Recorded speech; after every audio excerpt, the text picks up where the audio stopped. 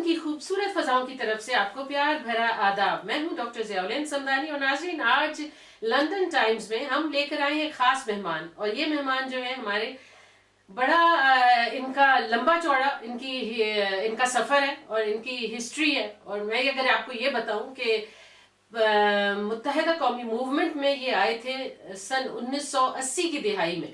जी हाँ, 1988 के ज़माने में ये आए थे, मुत्तहिदा कौमी मूवमेंट में शामिल हुए थे और फिर एग्जेक्टिव कमेटी कहलाई जाती थी और उसमें ये मेंबर थे, खास थे, बहुत करीब थे अल्ताफ हुसैन साहब के। और फिर आहिस्ता आहिस्ता किस तरह 90 की दिहाई आई और फिर 2000 की और फिर 2016 में एक नया सूरज उभरा और वो उभरा मुस्तफ़ा कमाल के उसमें पाक सर जमीन। और ये साहब जो इतने अरसे से मुत्तहिदा कौमी मूवमेंट के साथ जुड़े हुए थे, इन्होंने ये सोचा कि इंग्लैंड में बैठकर ये अब पाकिस्तान का जो एक कंप्लीटली डिफरेंट सिनेरियो है उसमें चले जाएं। और वो ये होगा कि मुत्तहिदा कौमी मूवमेंट को इन्होंने छोड़ा और फिर ये पाक सरजमीन उसमें शामिल हुए।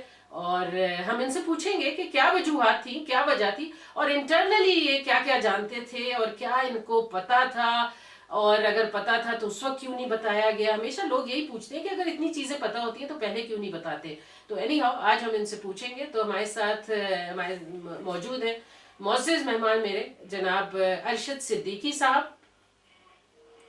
अस्सलाम वालेकुम। डॉक्टर ज़िया समदानी, शुक्रिया आपका। टीवी 99 की तरफ से आपने मुझे मदद किया आपके प्रोग्राम में और आपको बहुत मशहूर हूँ। वेलकम।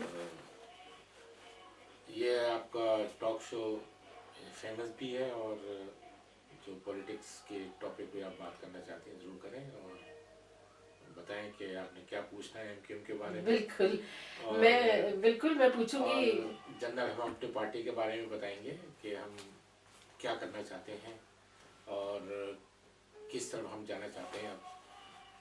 तो जरूर जी, मैंने ये पूछना था अरशद साहब कि ये बहुत ही एक कवरेज की जो बात होती है ना मुत्तहिदा कौमी मूवमेंट की, ये मैंने भी उनकी की हुई है। यौम तासीस पे बहुत दफ़ा गई हूँ, फेस टू फेस मुलाकात की है। अल्ताफ हुसैन साहब का मैंने इंटरव्यू लिया था 2005 या 6 की बात है, जब वो किसी को इंटरव्यू नहीं देते थे और मैंने उनका 3 घंटे का लाइव इंटरव्यू लिया था और बहुत कुछ उनसे पूछा था। तो वो उनके लिए एक किस्म का, वो बिल्कुल जो हाइबरनेशन में थे, तो वो उस मेरे इंटरव्यू के बाद थोड़े से निकले थे उसमें से और फिर उसके बाद उन्होंने पाकिस्तान में भी इंटरव्यू देने शुरू किए और आहिस्ता आहिस्ता जो भी हुआ। लेकिन कहने का मकसद ये है कि मुझे ऐसे लगता था उस जमाने में कि जैसे मुत्तहिदा कौमी मूवमेंट बहुत खूबसूरत जमात है और इसके जो कायद हैं वो बड़ा करीब है लोगों से, जो बाहर का दिखता था। लेकिन फिर आहिस्ता आहिस्ता कुछ खुलता चला गया, जिसको कहते हैं ना कि वो बाब खुलते चले गए और मुझे पता चलता चला गया। तो उसमें पता लगा कि नहीं, ये तो बिल्कुल दूसरा चेहरा है। एक चेहरा तो दुनिया के लिए है लेकिन दूसरा चेहरा, एक और चेहरा है जो इसमें छुपा हुआ है।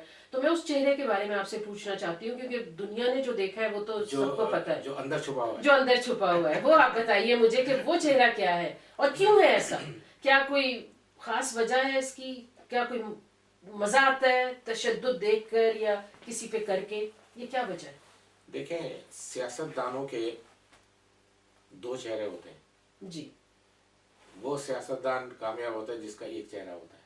अच्छा। हमेशा अल्ताफ हुसैन ने सही एक पार्टी बनाई महाजिर कौमी मूवमेंट के नाम से, और वो पार्टी जब बनी तो ज़िया उल हक का ज़माना था, तो शहरी हकूक़ वगैरह जो सिंध के अंदर होते थे वो नहीं मिलते थे लोगों को, पंजाब में भी नहीं मिलते थे, मगर ये सिंध से उठे, कराची से उठे और उन्होंने बेसिक जो थे लोगों के प्रॉब्लम उनको हिट किया और लासानी तौर पर उन्होंने एक सियासत शुरू कर दी। सही है, शुरू में लोगों को, असल में जब लोग इतने मजबूर हो जाते हैं, जब उनको हकूक़ नहीं मिलते तो वो सोचते हैं कि किस तरफ हम लोग जाएं। तो लोग अल्ताफ हुसैन की तरफ राग़िब होना शुरू हुए। सही है, शुरू में उनका मंशूर बड़ा अच्छा है, अभी भी अच्छा है, मगर उस पर अमल तो करें कम से कम।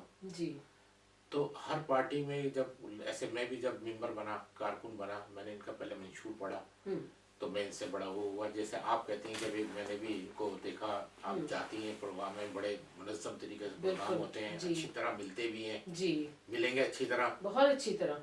ऑफ द रिकॉर्ड जब आप उनको 10 दफ़ा फ़ोन करें, टेलीफोन नहीं उठाएंगे फिर, ठीक है ना। जी। तो ये चीज़ें पार्टी में शुरू हो गई थी, पहले नहीं होती थी। पहले जब हम लोग जब ने ज्वाइन किया तो नहीं होती थी, सही है, लोगों के मसले भी हल होते थे थोड़े बहुत, मगर वो आहिस्ता आहिस्ता अपने मंशूर से डाइवर्ट करना शुरू हो गई पार्टी। मतलब आहिस्ता आहिस्ता, मतलब आसान लफ्जों में पैसा आना शुरू हो गया। हाँ, डाइवर्शन जब शुरू होती है, पैसे की हिवस होनी शुरू हो गई जी। जब लोगों ने देखें, जब लोगों ने इनको वोट दिए, इनका वोट बैंक जब ये बनी थी फर्स्ट टाइम जीते, 90% वोट बैंक था इनका, सही है। लोगों ने वोट दिया, चंदा भी दिया, फंड रेजिंग की, काफ़ी लोगों ने खूब पैसा बहाया से। कराची तो बिग सिटी है, पाकिस्तान का एक बहुत बड़ा वो है, हब कहते हैं उसको, जो बिजनेसमैन है, ये है, बहुत लोगों ने चंदा दिया। हमने यहाँ पे यूके में चंदा जमा किया इनके लिए, हर चीज़ की। जब पैसा आने लगा इस पार्टी के अंदर जी, तो अपने मंशूर से डाइवर्शन करना शुरू कर दी उन्होंने आहिस्ता आहिस्ता। अच्छा, ठीक है ना, ये वजह थी कि हम लोग जो नजरियाती कारकुन होते हैं ना जी, तो उसमें ये होता है कि नजरियाती कारकुन देखता है कि भाई हमारी कम्युनिटी को क्या फ़ायदा हो रहा है। बिल्कुल आप हैं, अगर आप मेंबर हैं, आप 10 पाउंड भी चंदा देती हैं, आपका हक बनता है कि 10 पाउंड का हिसाब लें पार्टी से, जी, कि मैंने ये 10 पाउंड दिए हैं, कहाँ लगा है, क्या ये हुआ आपने इसका। हमारी कम्युनिटी के लिए क्या काम किया है। जी, तो फिर हम आहिस्ता आहिस्ता हम पार्टी के अंदर थे, लोग हमसे सवाल पूछते हैं, आप इतने साल, अब 20 साल से ऊपर आप एक पार्टी में रह के आवाज़ आपने क्यों नहीं उठाई। आवाज़ उठाते थे। देखें, ये होता है कि जब पार्टी के अंदर रह के आवाज़ उठाई जाती है ना, वो मीडिया में नहीं आती। अच्छा, और हमें अलाउ नहीं होता था कि हम मीडिया में जाएं।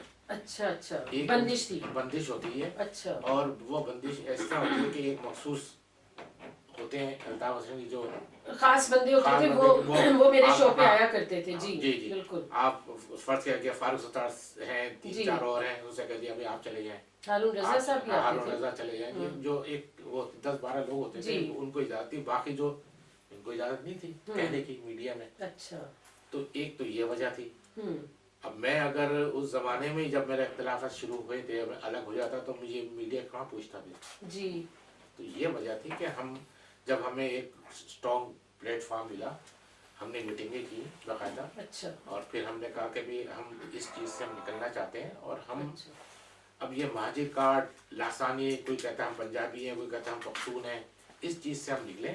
हमने 35 साल तक अपने महाजिर कार्ड को चेक कर लिया, जी, हमारे लिए क्या किया गया। हमने सिर्फ लाशें उठाई है ना, जब से जी, 25,000 जवान किसी कम्युनिटी के मर जाए, वो कम्युनिटी दोबारा किस तरह इंक्रीज करेगी दोबारा। जी, तो ये वजह थी कि हम लोग अब चाहते हैं कि हम इस चीज़ से निकलें, आपस में मोहब्बत करें, हर पाकिस्तानी से। पंजाब में भी हम अपना यूनिट खोलेंगे, बलूचिस्तान, पेशावर, हर जगह, और हर पाकिस्तानी को हम चाहेंगे हम ओनली फॉर पाकिस्तान के लिए बात करें। अच्छा। अब सूबों की बातें खत्म कर देना चाहिए। मैं यहाँ पे ये भी पूछूंगी अर्शद साहब कि बहुत बातें हुई हैं इस पे कि रॉ जो है वो करती है, इनको पैसे देती है, और उस पे और बहुत कुछ इल्जाम हैं, बहुत बहुत मनी लॉन्ड्रिंग के। मनी लॉन्ड्रिंग भी है, और वो किस तरह एक छोटे से घर से बड़े से घर में, नाज़रीन, किस तरह वो एक छोटे से घर से बड़े से घर में, जो कि कहते हैं मिलियन का, अब मिलियन, कई मिलियन का है, मिलियंस में उसकी है बताई जाती है, तो वो किस तरह शिफ्ट हुए इनके चेयरमैन जो अल्ताफ सैन साहब हैं। और फिर उसके बाद नॉट ओनली दैट, और बहुत सारी जो अंदरूनी उनकी बातें थी वो खुली कि किस तरह इन्होंने किया। तो मेरा सवाल ये होगा कि ये सब बातें सबको पता है, लेकिन हम सिर्फ नाजरीन के लिए ये पूछना चाहते हैं कि ये ऑल ऑफ अ सडन पूरी एमक्यूएम जो है, जो अंदर के लोग हैं, उनको कैसे एकदम एहसास हो गया कि हाँ अब बहुत हो गया।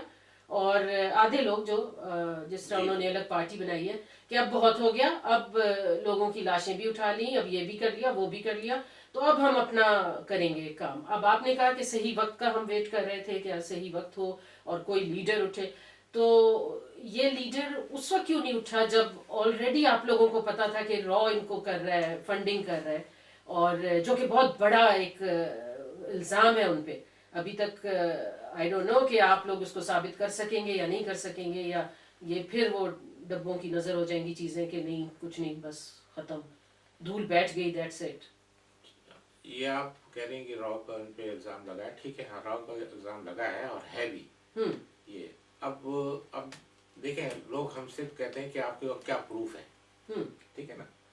देखें, जब भी कोई प्रूफ, जो पार्टीज के अंदर जो मीटिंग्स होती है ना जी, इसका कोई प्रूफ नहीं होता, इसलिए कि जब हम मीटिंग करते थे, जी, अगर फर्स्ट से एक मीटिंग हो रही है और हमें पता चल रहा है कि यहाँ से फंड आ रहा है, वहाँ से फंड आ रहा है, ठीक है ना, उसमें हम कोई लिखते नहीं थे वहाँ पे कि हम पॉइंट्स लिख रहे हैं, हमें अलाउ भी नहीं होता था। अच्छा, हमारे मोबाइल फोन भी बाहर रखवाते होते थे। अच्छा, कोई हम तस्वीर नहीं खींच सकते थे, उनका अच्छा। अलग फोटोग्राफर होता है, अच्छा, वहाँ उनकी अलग रिकॉर्डिंग होती है, एमपीएम की खुद की, ठीक है अच्छा, ना, उनका अपना मीडिया सेल है। मीडिया सेल है, अच्छा, ठीक है ना। इसके हम इंग्लैंड कुछ- में भी? इंग्लैंड में भी, अच्छा। और हम कुछ नहीं कर सकते, हम सिर्फ ऐसे, मैं आपसे बात कर रहा हूँ ना, तो मैं ना रिकॉर्डिंग कर सकता हूँ, अच्छा, ना कोई लिख सकता हूँ, ना मैं मीडिया में दे दे सकता हूँ सकते कि हैं अभी जाके। मैंने ये मीटिंग अच्छा। अटेंड की है, ये है जो भी है,